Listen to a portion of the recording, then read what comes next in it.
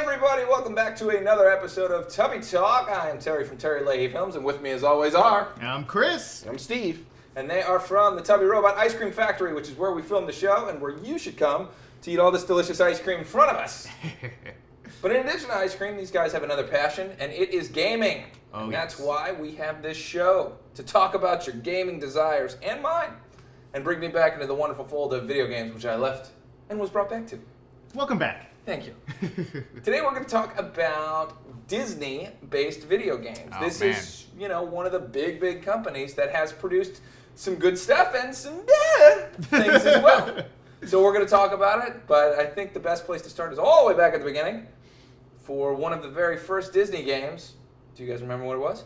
We're going to the NES. We're going to the NES. Are we going DuckTales? We're going pre-DuckTales. Chip and Dale Rescue Rangers? We're going pre that. Oh, man. What's before that? That is one of the Mickey Mouse games first? Yeah, Oh, Mickey my God, Mousecapades. yes. Mickey Mousecapades. Is that like the side scroller style one where you was you're like huge? attached to Minnie Mouse? Yeah. I remember that. I played that game. It's terrible. That was the appropriate response. That was the appropriate response. A memory, and then, I think many people rented that game. Yeah, you could throw stars. Yeah, that's the main And Minnie gameplay feature I remember. Stupid taken. stars. The stars move like an inch. Yeah. Out of his hands. It was one of those awkward games on the NES that was still like had 1 foot in the arcade era and 1 foot in the console era, so it was like single screen, but you could move from screen to screen, and the controls were horrible, and you died a lot. Yeah. Oh, a lot. I don't think anyone ever got to the third level. I don't know if it exists. I think the programmers were just like, let's just make it really difficult so no one ever gets past. Wow. Side note, has that ever happened? To have what? Has a game ever been made that's so challenging? I'm thinking there's that they definitely didn't finish it? games where the ending was very lacking because they kind of ran out of steam. I think there's one game that was unbeatable, but no major releases. Okay. Like major releases are almost always completable. And so you can beat Mickey Mousecapades. It is possible. I mean, I've seen it happen. What? Yeah. In person?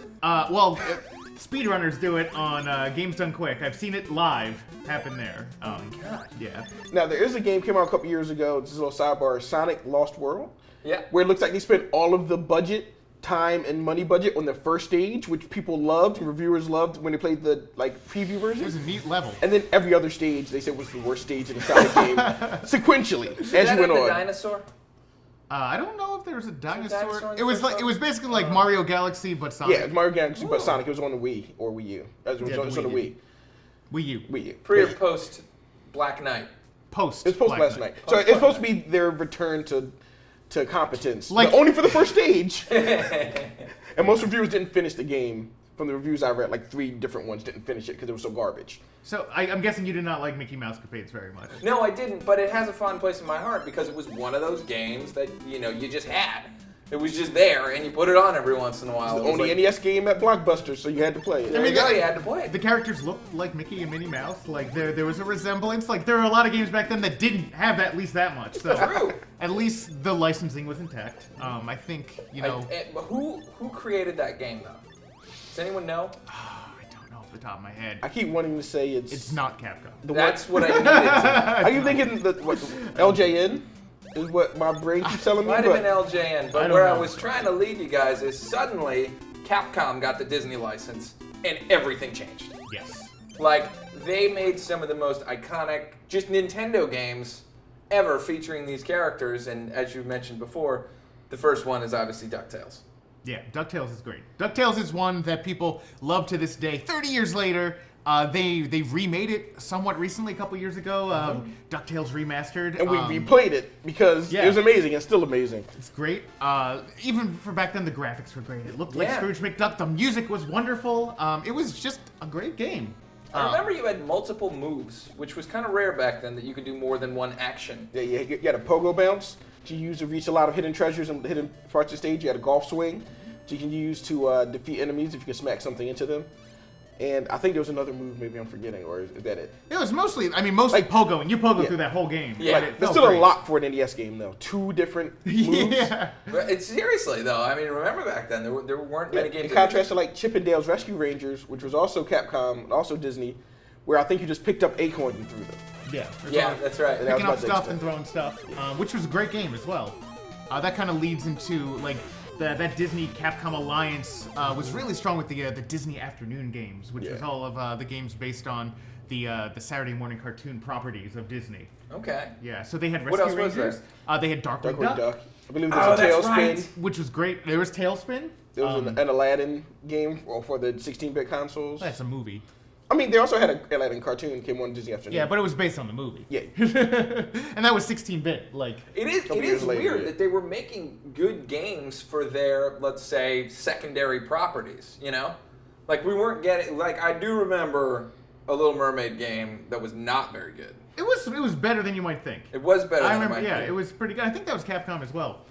I think it was. Yeah, did Capcom do like the Lion King and... Did they Yeah. do Aladdin? I'm not even sure. No, it wasn't Capcom at that point in the Okay. 16-bit. Oh, okay. Yeah, So we're moving on to there. So we're just sticking on 8-bit for now. I thought Capcom also did those. Because I was thinking of another 16-bit game I'll get to in a second.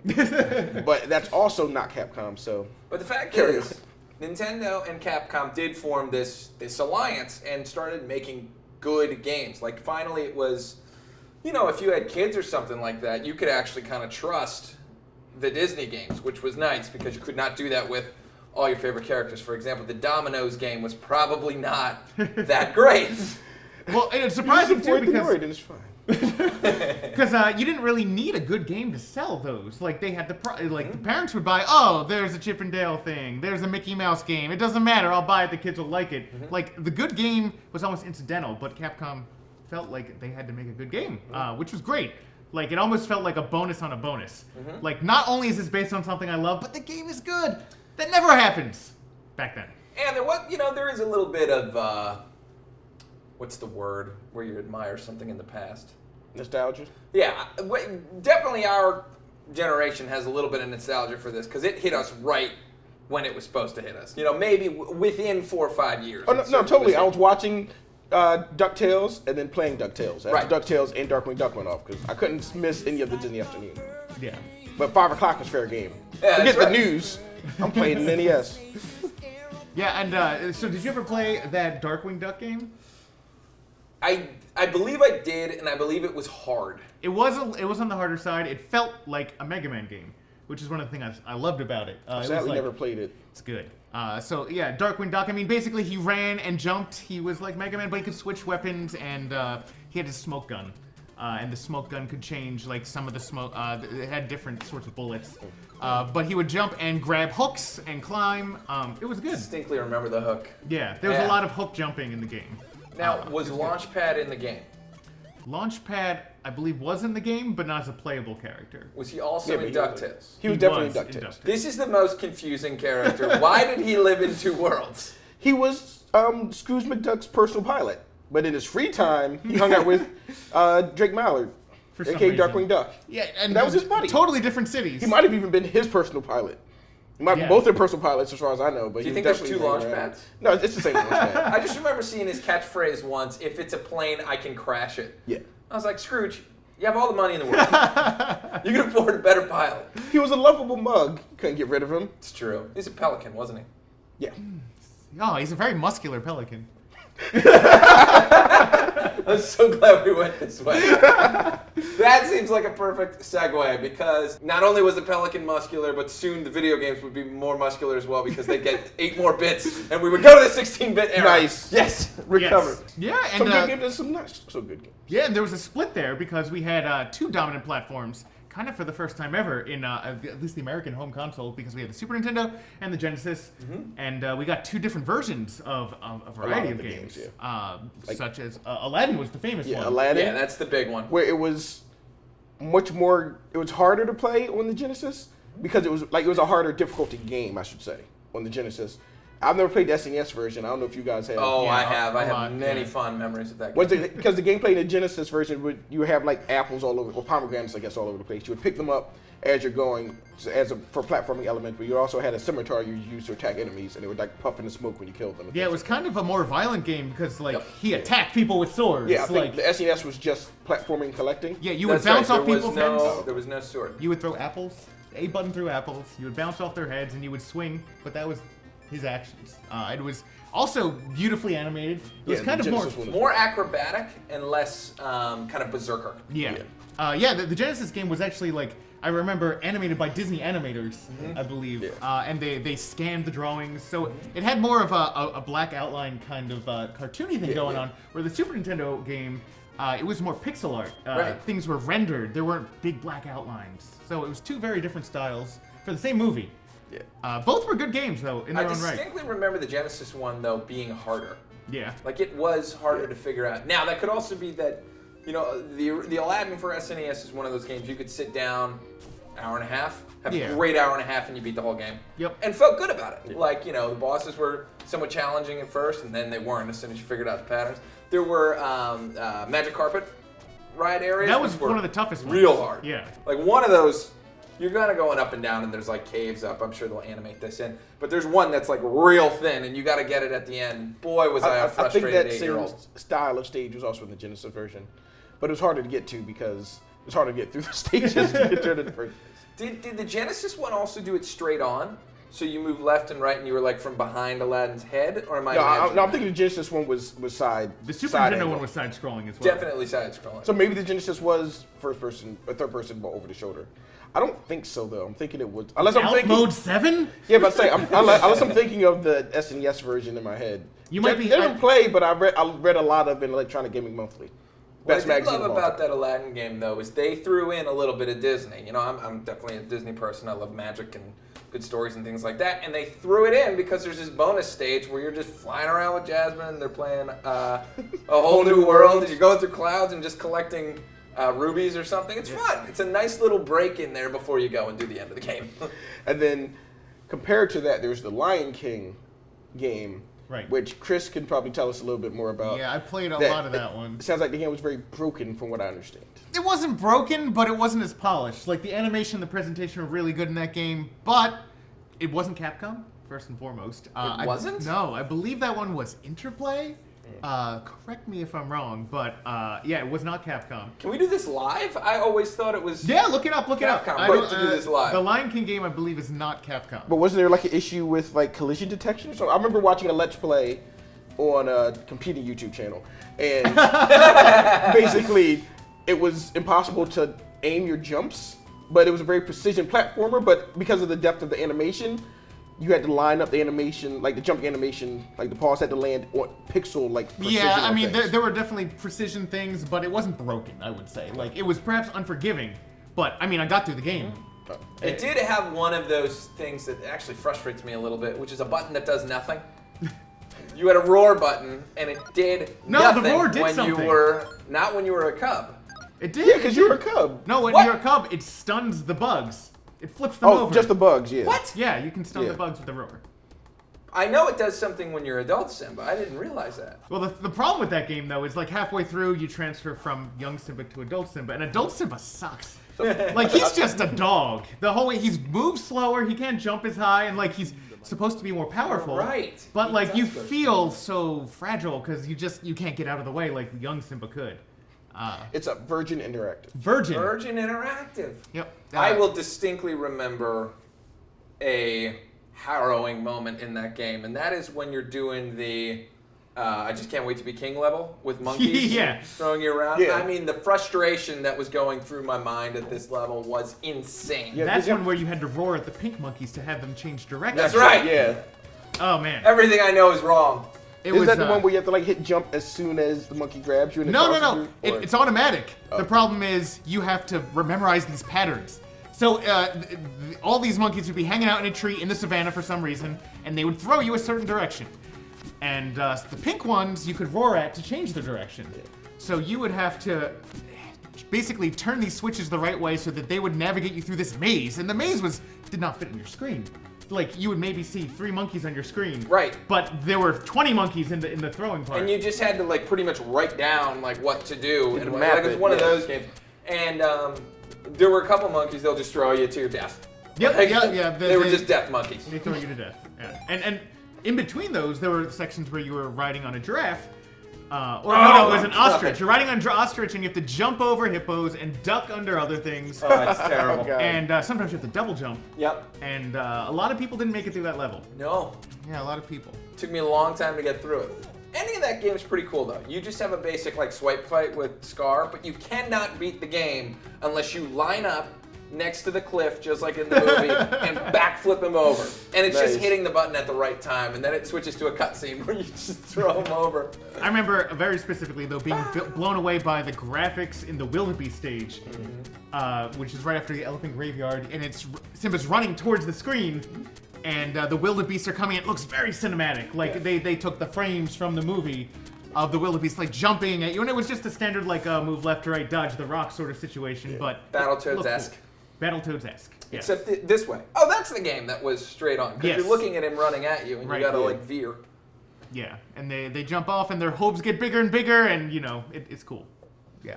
It was cool, but it was cool scene too. I mean, there was the whole Mufasa thing right before that, so you're like watching it through tears, but still. And then Virgin made a number of games on the Super Nintendo with the Disney properties. Hit me, because I'm not familiar. They made the Jungle Book. Did you ever play that one? I remember that game. I haven't played it. Jungle Book, they ported to the NES, the SNES, the Game Boy. They took that same base game. It was a very similar sort of like, oh, it's pretty, it's very well animated, but the collision detection's a little off. Okay. You know, kind of kicks your butt a little bit. And then there was, they made a game based on Pinocchio. I remember seeing the cartridge and thinking, there's no way that could be good, and just never playing it. Yeah, I've never even seen that game. It's not great. No, it's not Is good. the whale in it? You know, I never got it that far. I'm sure the whale. If you have a Pinocchio game and there's no Monstro, you have not made a Pinocchio game. Because Monstro's the coolest part of Pinocchio. So it's the Game Boy Pinocchio. Or is it also an SNES? Because there's a Game Boy one. Yeah, there's an SNES one that has, you know, it's very beautiful to look at, and the animation's great, but the level design and the gameplay are not good. Is Virgin still with us? I mean, the company's still with us, but Interactive Games, I don't think so. I don't think Virgin Interactive still makes games. Boy, I can remember the logo now in the beginning of the... Because the music's coming on. Yeah, the music's great. Oh, they had the music rights to all the Disney stuff, I'll bet. I bet they had the catalog. They were sold to Electronic Arts back in the day.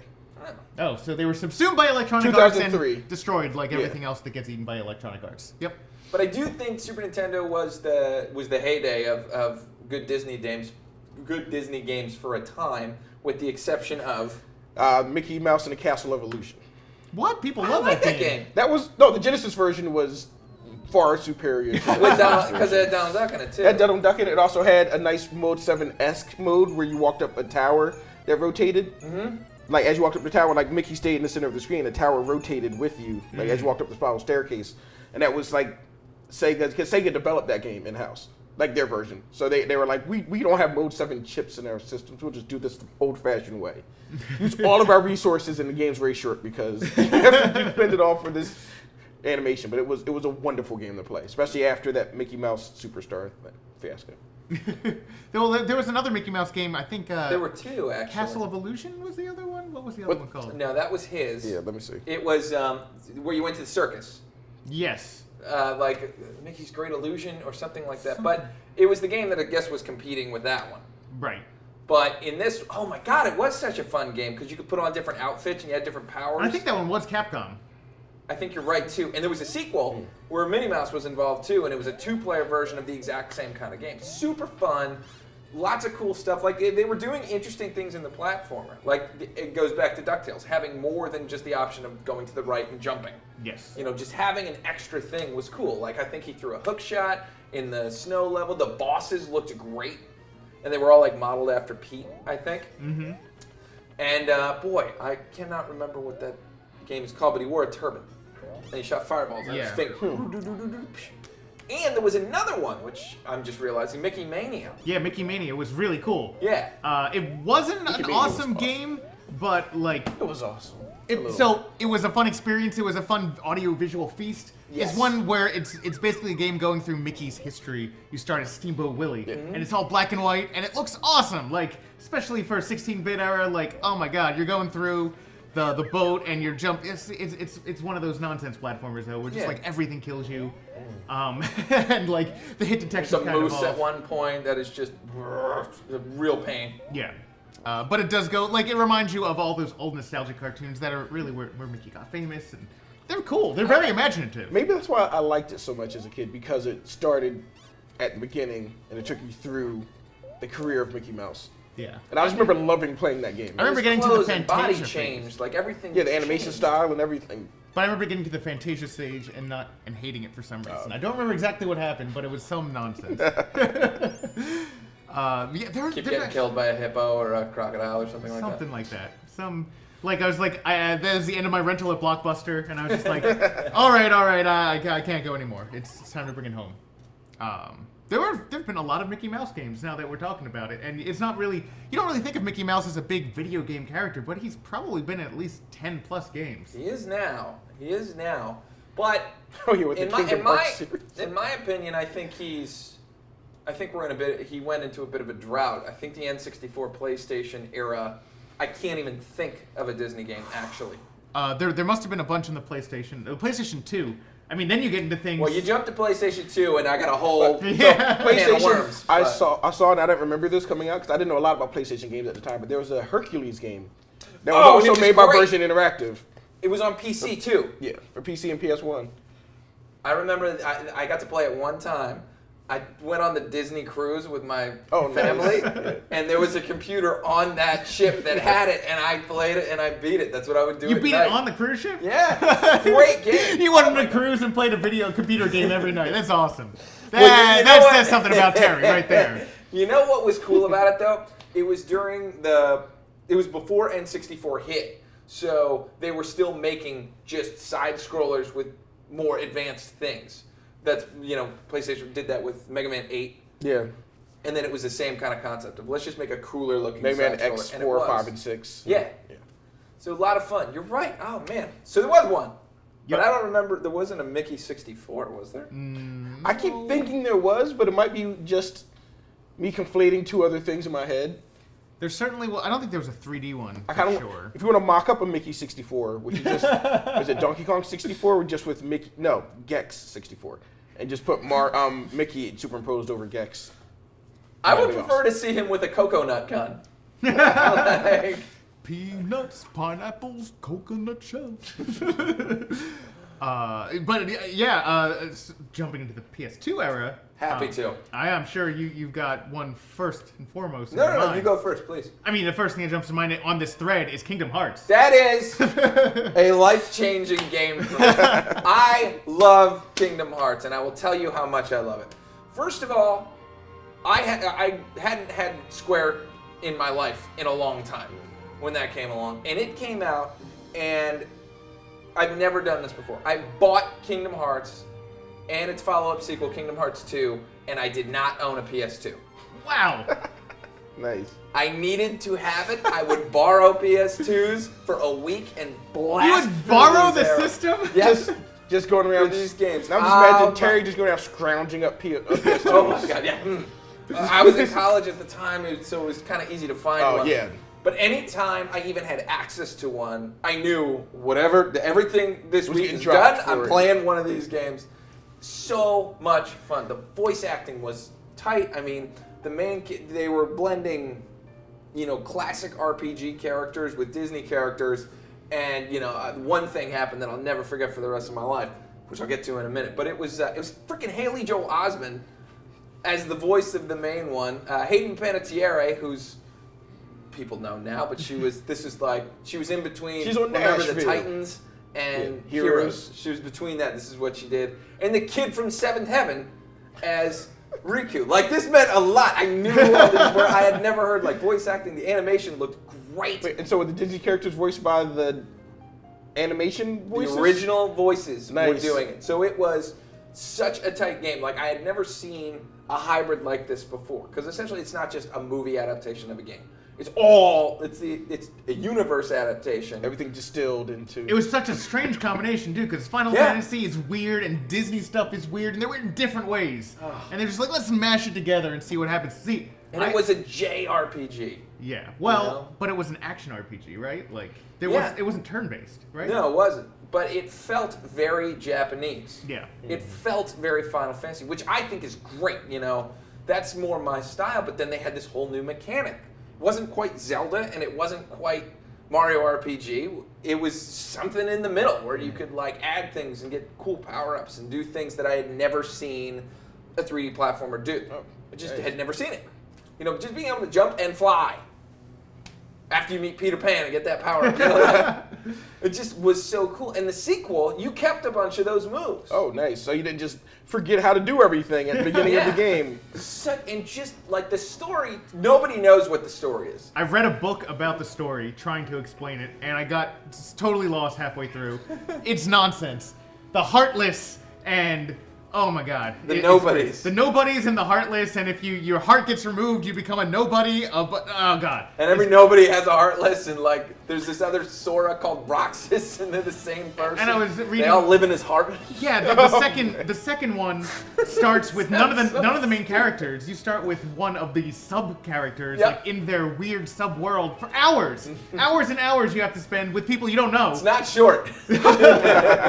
I will admit, I've never played a Kingdom Hearts game. I haven't either. Oh, you guys! I'm waiting for Kingdom Hearts 3 to come out so I can rectify that. Well, I'm gonna jump the in two both HD remakes have come out, and I hear they're phenomenal. Yeah, but I want to jump in feet first, not knowing anything about the earlier games. Right in the 3. I mean, it doesn't sound like I'm going to be missing anything of the story. Well, I won't understand what's going on. I mean, it's a good story. It sounds like I'll be missing plot, but not story. So I might as well just jump in and see what happens. Disagree. I'd say you'd be. Damn it! It meant so much to me as a kid. It was just so cool. To you, they pulled it off. Yes, but there's one specific moment that really was the most Disney thing I've ever seen. Every once in a while, Disney will hit you with a surprise that'll just like, blow your head off.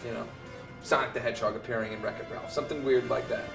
Cloud Strife shows up in the Hercules arena.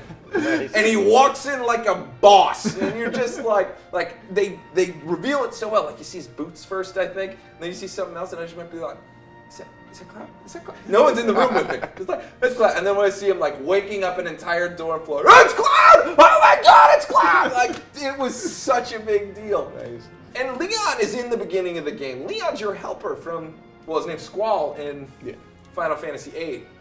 But just as soon as you start seeing people, and then Tifa shows up, and then later on in the game, it's like there's a surprise challenge back where you fought Cloud, and guess who it is? Sephiroth. It's freaking Sephiroth. Nice. And he's got a giant sword, and you're fighting him in a different way than you last experienced him. You last experienced him in a turn-based system with that stupid little bar that was never fast enough. Do they play One Winged Angel in the background? Yeah. Well, you have to. Just Tifa died before. Tifa doesn't die. Aerith dies. Yeah. Oh, yeah. I just got the wrong character. Yeah. Okay, I thought you meant Kingdom Hearts. They switched it. Yeah, okay. no. Does Aerith die again? Or is she not in the game? I can't. She is in the game. I can't remember. I don't think they show her die. But Sephiroth shows up with a giant sword. Yeah, and you have to block the sword, and it's a really cool thing. I think you get his sword when you're done. You get keyblades in the game instead of swords, and one of them is I think a Final Fantasy VII-esque. Oh, nice. So as a Final Fantasy fan, old school Final Fantasy, are there Moogles in it? Yes. There are Moogles. Are there Sids? Someone named Sid in the game.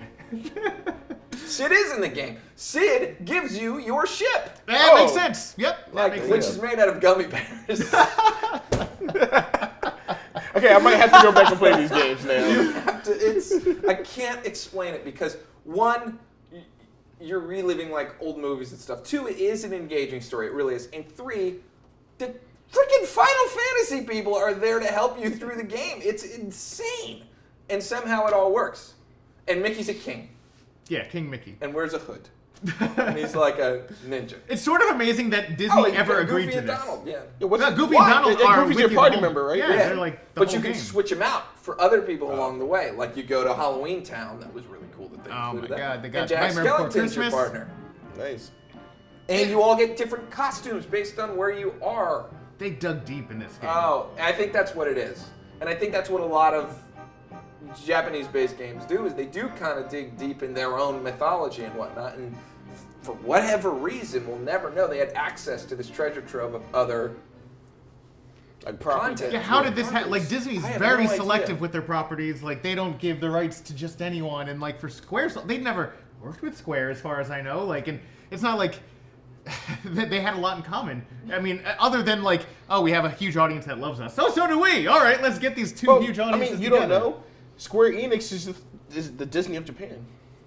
No, they don't make movies. Well, they do make movies. Final Fantasy Spirit Within? Yeah, Spirits Within, and Like he said, they don't make movies. Yo! Advent Children was fun at least. That wasn't that just Final Fantasy VII? Yes. Yeah, but there was a jumping scene. Final Fantasy Advent Children. But they throw. Oh my god, it was awesome. I mean, it was so stupid and Zero ridiculous. gravity. The idea was I'll jump and throw Cloud up. Another one of us will be higher who will grab him midair and throw him up again with some force that isn't scientifically Square possible. has never been great at sensical stories, and they got more crazy as time went on. But we love them. Yeah, I love Square games. It is an amazing game, and I'm dying that it has been more than 10 years since I saw a secret ending at the end of Kingdom Hearts 2 and have no idea what's happening. Have you played all the Birth Kingdom by Hearts Sleep 1, 3.5? 2.6, 3.5, 9? I tried one of them, and maybe it's just like it's kind of like saga films, or like when you're reading comic books, like there's all these other ones along the way that do fill in the story, but I'm like a core reader. I always prefer something like that. Yeah. But I have hogged this so long, so Disney games for you guys. I can think of a couple others that showed up in more recent years that were enjoyable. Yeah, the one that comes to mind that was also kind of an oddball was Epic Mickey. Right. Came out on the Wii, and they made a sequel, Epic Mickey 2. It came out on everything, I think. Yeah, 360 it started coming out on everything. 3. But it didn't do very well commercially. It was made spearheaded by Warren Spector of Deus Ex fame. But he had always loved Mickey and Disney, and he always wanted to do some weird, subversive Disney game. And he eventually got the rights to it, and it used the Wii remote was the mechanic for a magic paintbrush, which you would use to, colorize evil things. So it was Super Mario Sunshine. Sort of like Super Mario Sunshine, but with a more expensive property attached. It was a pretty cool game. It was neat. It was very imaginative. The problem with that game, though, is that it didn't live up to kind of the renders they made before, because the concept sketches they had for the game are awesome, off the wall, dark nonsense. Yeah, if you ever look them up, like the sketches for Epic Mickey, because it's stuff like melted together goofy robots, like mangled, just like this really, like, the scenes in Sid's room in Toy Story? Yeah. It's that with Disney characters, basically. And like this ruined world with these tortured characters that vaguely resemble Disney property. And like, you're supposed to paint it back to life or something? Yeah. Oh, it looks really that's neat. right. Yep. Everything showed up warped at first, and you had to cleanse it Yep. and make it look better. Yeah, the story of the first game is that Mickey goes into the looking glass, into the mirror, which is a direct callback to an old Mickey cartoon. And in the looking glass, everything's messed up, and he's got to work to fix it with the magic paintbrush. And I believe that was also a celebration of Disney getting back the original Walt Disney creation, Oswald. That was 2. That was Mickey 2 2, was about. yeah. Oh, I thought he was in the first one. I might have gotten mixed up. I know Epic Mickey 2 is called The Power of 2, and the whole thing was that Oswald the Lucky Rabbit and Mickey Mouse fought together. Cool. And it was this reintroduction of Oswald the Lucky Rabbit, which most people have no idea who that is. But for nerds, for nerds, he's the predecessor to Mickey Mouse. He's kind of like Mickey Mouse was made because they lost the rights to Oswald the Lucky Rabbit. Right. Like Oswald the Lucky Rabbit was supposed to be the gravy train, but he had to be a mouse. You're hitting on something that we also talked about earlier in Mickey Mania. One of the cool things about the Disney games is they reach all the way back, When did it start? The 30s? Yes. Yeah, 20s or 30s. And they're embracing that. There's a level in Kingdom Hearts where everybody reverts to their classic mode. So like Donald Duck and Goofy totally switch character designs and go to their original weird designs. That sounds really cool. You have to play They all this have the game. shorts with the buttons on the front for suspenders they're not wearing and stuff And like Donald that. Duck's got a really long can't bill. speak, and they can't speak anymore, really. Mm-hmm. They start like, and you like, Nice. they even call it a primitive place when they show up there. It's really neat. So does Sora become 16-bit? That would be cool. Yeah.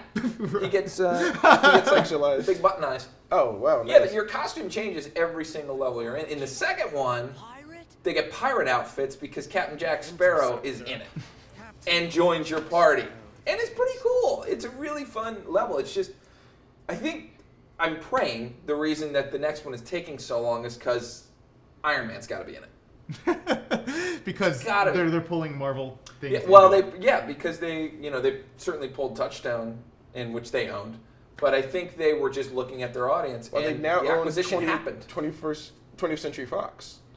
I know. So Mega Man might show up in it as DLC. I'm thinking. Wait, Mega Man? Why is he? Fox had the rights for the movie rights for Mega Man, so now Disney has the movie What? rights for Mega Man. Sorry, it's a little off topic. It's not off topic. It brings us to a great place. Are you serious? Yeah. There's a Mega Man movie coming out. Yeah, it was already in production with Fox, and now Disney owns Fox. And I'm hoping and praying that Disney takes it and gives it to their internal CGI team, animators team, is like, here, make something good with this. Instead of Pixar. Yeah. Why? Because I want the writers that did Wreck-It Ralph to do it. Love it. I forget their names, like John Lasseter, I think is one of them. Because he came from Pixar and moved over. That's not his name. But one of them they worked at Pixar, Disney acquired them, and they moved over to Disney's in-house CGI team. Yeah. And they wrote Wreck-It Ralph and a couple other Disney movies. Cool. And I want them to work on it because I like Pixar, but I don't trust them to do the video game movie justice. I trust Wreck-It Ralph. I would want them to take that and subcontract it out to Studio Ghibli. Get Miyazaki in on that. A Miyazaki On a heartfelt Mega Man thing, I think could be really good. By the way, he is the real Disney of Japan, not yeah. No, Absolutely. that was totally a joke that fell flat. Yeah, but Ghibli. I mean, there was a Disney connection because Disney was the distributor for a couple Miyazaki films in the U.S. For Mononoke Like and Howl's. Kiki's Delivery Service. And stuff. Yeah, Princess Princess Mononoke. Yeah, Mononoke. I remember being the big one that was kind of a wide release because they got all the fancy voice actors. Oh yeah, didn't they pull in like Matt Damon and Liam Neeson? It's like Patrick Stewart stuff, people Good. like that. Yeah. Good. Well, that's interesting actually, because Disney went from making games on system to bringing games to their world and creating an amazing movie in Wreck-It Ralph. It's a great movie. Featuring Sonic the Hedgehog. Ooh, who has the Sonic rights? So, I don't know if there's a Sonic movie right There is. There was one. I don't think it was 20th Century Fox. Meaning it wouldn't be Disney now. I think it was Sony. That's a bummer. Because, what's his name? Tim Miller from Deadpool is attached to it. Yeah, I saw that. He's going to do that after Terminator. You know what I'm excited for, but also wish it was different, was Universal Studios is opening a Nintendo World. And that's exciting. I want a Nintendo theme park. That's amazing. I wish it was Disney. Yeah. Disney would do it ultimate justice. Really good. At least Miyamoto's in the meetings. Yeah. At least he's taking the meetings himself, and they are using his brain to kind of... And I'm glad that the first one they're blueprints. opening is in Japan. So, like, it's Yeah. right there. Let's warm up. Yeah, let's warm up with Nintendo right here. They can come here, check it out, tell us what's up, and then make Orlando really good. Or Disney will just buy Universal and Nintendo and complete their conquering How of would the you world. feel about, since Universal has Nintendo Land, if Disney was to acquire the rights to Sonic the Hedgehog and make a theme park? Well, see, the thing is... I think the ship sailed. Yeah, I don't think I could even Property. get too riled about that because, right, it's like the 16-bit wars were fought and Sonic Sonic lost. Right? So, like, I'm not going to be mad about that. There's no way I can be. Hear me out. 32X Land, featuring Knuckles and the Chaotix. It's got to be built on top of Genesis Land. Yeah. And that's how you do it, kids. That's how you do it. Anything on the horizon for Disney? I know a lot of things have come to a head. Like, they had Disney Interactive shut down. Oh! Disney Interactive made the very successful, what was it called? Disney Infinity. Disney Infinity 1, 2, and 3.0, which was their Toys to Life series that pulled all their universes together, which, you know, when we're talking about Kingdom Hearts, it kind of makes me wonder if Kingdom Hearts, Disney looked at that and said, what else could we do with that? So they made, you know, it was almost, Disney Infinity was like a platform. Yeah, it was their version of Skylanders, right? Yeah. But it was like, here's a world, and you can build things in this world, and you can use these characters. They brought in the Marvel licenses too, didn't they? They did. And Star Wars. And it was super hot for a while. fail. And did they just, because I remember when 2 came out, 2.0, it was a big deal because they got Marvel and Star Wars. Yeah. And then that was a couple years ago. And then at some point they had 3.0 and then failed. So they I'm were thinking still- maybe they overextended. They were selling. The problem was the Toys to Life stuff started slowing down. And it wasn't dying, but it slowed down. And the second that the suits see slowing down, they dump it. So they canceled everything. I think they shuttered Disney Interactive. They're not making games anymore in-house. Wow. I guess they didn't want another Rock Band 3 on their hand, where it just kind of peters out. Yeah. To like dead. Yeah, just kind of like oversaturated the market because there were Skylanders went crazy. Disney Infinity. There's hundreds of figures for Disney Infinity. Hundreds and hundreds. I always thought that wasn't going to work just because we're moving to a more digital world. Well, that was what made it fun, though. Right, exactly. Kids saw the toys, and they want the toys, and I want to play with little Jack Sparrow in the game. Like, it was kind of a neat idea that this avatar, it's in the game, and now I'm that avatar. Like, it's a neat thing. And Amiibo, I think, is working over there. Yeah, and it's still working here, too. I mean, they're still kicking Amiibo. Yeah, like, every game that comes out still has Amiibo. Yeah, Amiibo's a little different animal, though, only because, like, the Toys of Life stuff was literally like, hey, kid, here's a toy. You could also play with it in your video game, but if you want, you can just play with it as a toy.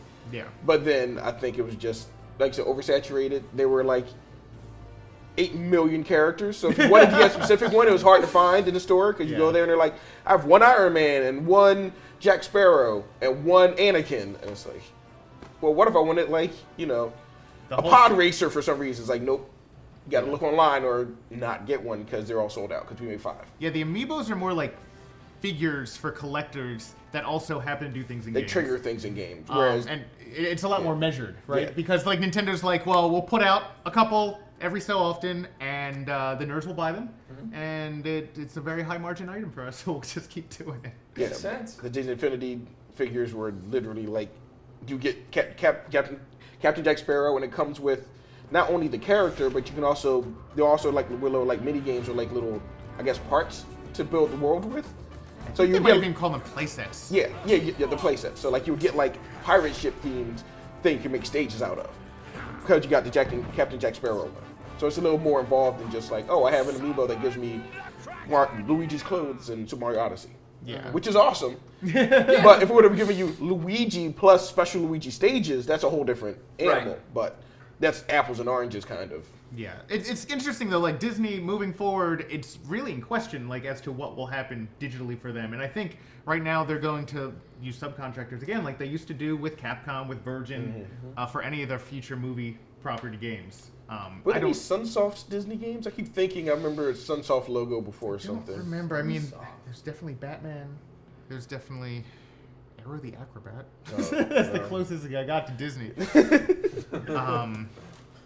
But yeah, we'll see what the future holds, because there will be more Star Wars games, which is a Disney property now. And that's true. Thanks. Oh, do they own Battlefront?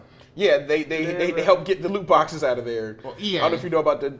Wait, no, but Disney pressured a lot. Right. Pressured EA a lot to get it. I don't know if you know about the loot box fiasco, but I'm sure anybody watching this. So they introduced loot boxes, and they made it basically impossible to play as Darth Vader without buying a bunch of any of the famous characters, you had to grind for 40 hours to get them, or pay money. Or pay a bunch of money and randomly try to get the problem was like you wouldn't pay like $20 to get Darth Vader. It's like $20 to have the chance to get Darth Vader. Oh Lord. That's why people are very upset about loot boxes then, right now. Basically, it was a whole big thing with EA, and their stock dropped and everything. It was just really bad PR for them. And then Disney's like, okay, cut them out for now. Just release the game, and so people shut up about loot boxes. But yeah, Disney's making a huge push into just transmedia stuff. Like they're opening Star Wars Land at Disney World. They're opening a Toy Story Land. They're going to be open Marvel rides in Disney World. Really? Yeah. Aren't they still at Universal? No, I mean, are they still there? At Universal Islands of Adventure, there was a Spider-Man and there was an Incredible Hulk. Well, Spider-Man and Hulk, their rights are also super you're right. scattered. So they might also be maybe from the movie version. Because Universal has the rights to Hulk. I wonder what they're going to do. With Marvel there. Well, they're doing a Guardians of the Galaxy ride. They already have one in California. Yeah, Disneyland. They retrofitted Tower of Terror into a Guardians of the Galaxy attraction, which makes a lot of people angry. Because Tower of Terror is awesome. The whole Twilight original one, yeah, it's great. And I hope they never change the one in Florida, because it's amazing. Like supernatural, like it is 20 years old. Stuff, Well, I mean, 20's not the that Twilight Zone is even older, Yeah, right? that's true. When they brought that in, the Twilight that's Zone. right. Yeah, you're right. The Twilight Zone Tower of Terror, like the Twilight Zone is 50, 60 years old. There's enough land down there. They can build another park. Yeah, that's right. They don't need to retrofit the all problem these things. with California is Disneyland has no room. So when they need a new attraction, they need to kick another one out. Oh. Yeah, there's It's in downtown Los Angeles. It kind of sucks. Disney World, though, has acres and acres to play with. Ultimately, the cool thing about Disney and the cool thing about gaming and then other things that we like is that you can go deep on it. You can really nerd out about it. And I think that's what makes it so viable in our world of video games and whatnot is it's a place where we can do this and talk for, an hour about all sorts of different things and get excited about different things. And there's still surprises around the corner and like they're the best storytellers in the world. Sometimes. I'm looking at you, Iron Man 2. Oh, Iron Man 2 was terrible. Hey, to be fair, I think that was before. I would think that was before. Yeah, All that right, was before. I love Disney. I'm happy that it's But here. Thor 1 was under their watch. Thor 1. And also Thor the Dark Thor. Just every Thor before Ragnarok was dour. But this ain't about movies, this is about video games. We want to thank you so much for spending some time with us and talking games with us. This is what we love to do. Sorry, one last thing. I love that. Wait, hang on. Steve's final thought. Let's start talking. Yeah, let's start Always titling Steve's this final thought. Steve's final thought. Steve's final fight. Hagar. Now that Disney owns Marvel and is making that lucrative, maybe they'll start making Marvel video games again. Because Marvel games dropped off the face of the earth after that disastrous Iron Man game a couple years ago. Like 10 years ago now. Yeah. I'll tell you about it on camera. It was the worst. And they basically stopped farming out any kind of licenses, and it was a Diablo-style MMO that they shut down recently because they were just like, we don't want to deal with any of this mess. But I'm hoping they will... I loved Ultimate Alliance. They will fish it out. Yeah, so... Yeah, I can just... But I'm just hoping that it means that there'll be a new generation of Disney games based off of Marvel characters, and Star Wars characters, and also Disney's classic characters, which we know and love. It'd be good. I would love to see a new Mickey game in the style of Super Mario Odyssey. Oh my god, that'd be amazing. Nintendo needs to make it, is the problem. And the song would make sense. Whereas it made no sense in Mario Odyssey. Why is Pauline a singer all of a sudden? Why is she Why mayor not? all of a sudden? She is just a girl that a monkey stole. You don't know anything and about climbed up her. a ladder. Yeah. She was, and then she leveraged that into a political career and also... Lounge singer career? Yeah. You know what? Let's She's go back and international- read the manual. I bet it says like she was a cocktail singer or something like that. Like Nintendo would do that. That's why I love Disney so much because they're a lot like Nintendo. Nintendo, They yeah. reach way back. They dug deep into it. I was like, here's the lore. Pauline, she's now the mayor of that city. Great. Bang! And she pretends to not know Mario the first time. Yeah, the first time she totally... Well, he was just Red Jumpman back then, wasn't he? His name was Mario. And I thought he was her boyfriend. It depends which printing of Okay. the arcade cabinet you're going by. Oh my God. This is how deep it goes. And that ends Steve's final fight. I'm going to put Mike Hagar right next to you guys. Like, No, my guy was Guy. you like Guy better? Yeah. Guy? No, no. Who was in Yeah, Street Guy. Fighter? Yeah. Crossed over into Street Fighter Yeah. Alpha 2. Yeah.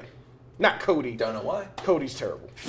And he's also in Street Fighter 5 again coming up, which It's is... a criminal. No, now he's no longer a criminal. Now he has a three-piece suit on. And handcuffs. He still He has broke out of handcuffs. jail and he has a suit on. By the way, so I was editing a bunch of these videos recently, and in our first episode, we said we would always recommend a game at the end, and we did that one time. So let's bring it back. Everybody recommend a Disney game. For me, it's the Kingdom Hearts 1 and 2.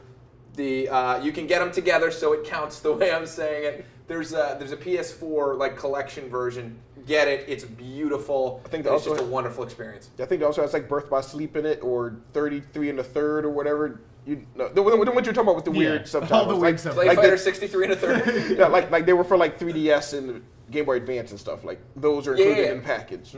So yeah, that. And then my recommendation would be Aladdin for Sega Genesis. If you find an emulator version of it, play it, rage at it, but then enjoy it. I think you'll get a kick out of it. And mine would be going retro, going back. Darkwing Duck on the NES. Really good, especially if you like Mega Man. Classic Capcom, great music. Good times.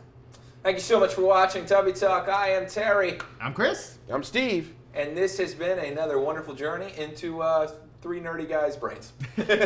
Gorsh. We'll see you next time. Don't forget to stop in and get some ice cream from these fine fellas. Peace!